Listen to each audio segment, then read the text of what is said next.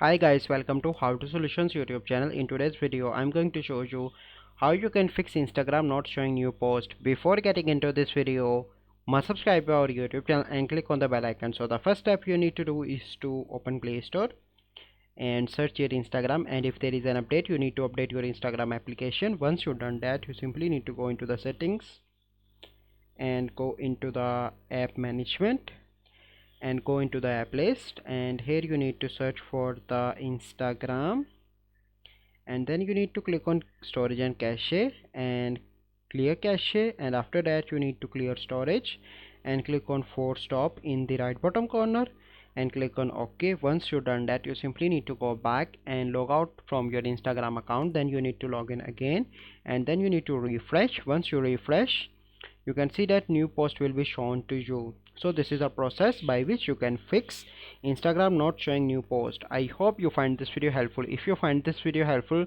must like this video, subscribe to our YouTube channel for future videos. We'll see you in the next video. Thank you, have a good day.